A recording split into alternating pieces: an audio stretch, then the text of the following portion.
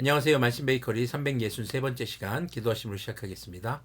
거룩하신 주님 감사합니다. 주님의 말씀을 묵상합니다. 성령님께서 말씀에 조명이 되어 주시옵소서. 우리 주 예수님의 이름으로 기도합니다. 아멘. 네, 오늘 보실 말씀은 욥기 38장 22절에서 38절까지의 말씀입니다. 자, 어제의 베이커리에서는 인간이 경험하지 못했고 또 알 수 없는 천지창조와 온 우주의 통치에 대해서 주님께서 하신 말씀을 우리가 묵상했습니다. 자, 이제 오늘 본문에서는 인간이 살아가는 이 땅에서 경험하는 기상현상, 천체, 그리고 하나님의 통치에 대해서 이제 말씀하시는 장면이 나옵니다. 22절부터 보겠습니다. 눈을 쌓아둔 창고에 들어간 일이 있느냐? 우박 창고를 들여다본 일이 있느냐? 이것들은 내가 환란이 생겼을 때에 쓰려고 간직해 두었고 전쟁할 때에 쓰려고 준비해 두었다. 해가 뜨는 곳에 가본 적이 있느냐? 동풍이 불어오는 그 시발점에 가본 적이 있느냐? 쏟아진 폭우가 시내가 되어서 표르도록 개울을 낸 이가 누구냐? 천둥과 번개가 가는 길을 낸 이가 누구냐? 사람이 없는 땅, 인기척이 없는 광야에 비를 내리는 이가 누구냐? 메마른 거친 땅을 적시며 굳은 땅에서 풀이 돋아나게 하는 이가 누구냐? 비에게 아버지가 있느냐? 누가 이슬방울을 낳기라도 하였느냐? 얼음은 어느 모태에서 나왔으며 하늘에서 내리는 서리는 누가 낳았느냐? 물을 돌같이 굳게 얼리느니 바다의 수면도 얼게 하는 이가 누구냐? 자, 오늘 본문에서 보면은 눈과 우박의 창고라는 굉장히 다소 좀 동화적인 표현이 등장을 합니다. 자, 현대과학으로 기상현상을 연구하는 그런 과학기술을 통해서 볼 때는 그런 창고는 이제 고대 사람들의 상상으로 보고 있죠. 그런데 하나님께서 이런 표현을 사용하신 이유가 무엇일까요? 첫 번째는 그 당시 시대 사람들에게 맞추신 표현이라고 생각할 수도 있겠고, 또 하나는 이런 기상현상, 눈이나 우박 이런 것들, 모든 기상현상이 그냥 갑작스럽게 일어나는 것이 아니라 하나님께서 준비하시고 주님의 때에 또 주님의 뜻을 따라서 그것을 일으키신다는 겁니다. 바로 하나님의 뜻을 또 표현하는 것이기도 하고 하나님께서 통치하시는 모습이기도 한 것이죠. 특히 26절에서는요. 사람이 없는 땅에서 기상현상을 통해서 통치하시는 모습이 얼마나 인간이 자기중심적인 세계관을 가지고 있는지를 깨닫게 해주는 구절입니다. 하나님은 인간의 환경, 인간을 둘러싼 환경을 중심으로 인간만을 위해서가 아니라 온 우주와 우리가 살아가는 이 땅의 모든 것을 통치하시고 질서를 세워서 유지하시는 분인 것을 깨닫게 해주는 구절인 거죠. 자, 비록 인간의 과학기술이 눈부신 발전을 거듭하면서 기상현상에 대해서 잘 알게 되고 예측도 하지만 이미 그것은 세워진 질서를 파악하는 것이지 기상현상의 창조적인 근원을 알아내는 것은 아니라는 것입니다. 인간이 창조라고 여기는 것들은 모두 하나님께서 창조하신 질서들을 발견하고 그 질서를 응용하는 것이지 새로운 무엇인가를 만드는 건 아니라는 것이죠. 자, 그래서 인간의 지식이 아무리 많아진다고 해도 모든 것의 근원이신 하나님 앞에서 그 지식을 주장할 수는 없는 것입니다.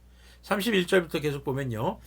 내가 북두칠성의 별대를 한데 묶을 수 있으면 오리온 성좌를 묶은 띠를 풀 수 있느냐? 내가 철을 따라서 성좌들을 이끌어낼 수 있으며 큰 곰자리와 그 별대를 인도하여 낼 수 있느냐? 하늘을 다스리는 질서가 무엇인지 아느냐? 또 그런 법칙을 땅에 적용할 수 있느냐? 내 소리를 높여서 구름에게까지 명령을 내릴 수 있느냐? 구름에게 명령하여 너를 흠뻑 적시게 할 수 있느냐? 번개를 내보내어 번쩍이게 할 수 있느냐? 그 번개가 내게로 와서 우리는 명령만 기다립니다 하고 말하느냐? 강물이 범람할 것이라고 알리는 따오기에게 나일강이 넘칠 것이라고 말해주는 이가 누구냐? 비가 오기 전에 우는 수탉에게 비가 온다고 말해주는 이가 누구냐?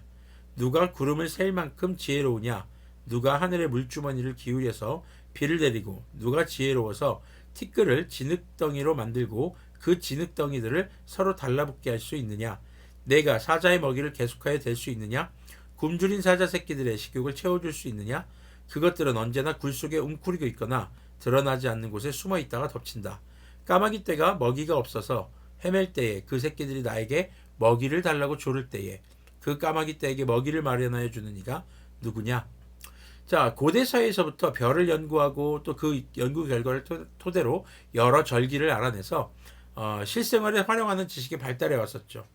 하지만 이 역시도 주님께서 창조하신 질서를 이제 깨달아서 삶에 사용하는 것이지 그 질서의 근원을 만든 것은 인간이 아니라는 것입니다. 그리고 그 근원도 잘 알지 못하죠.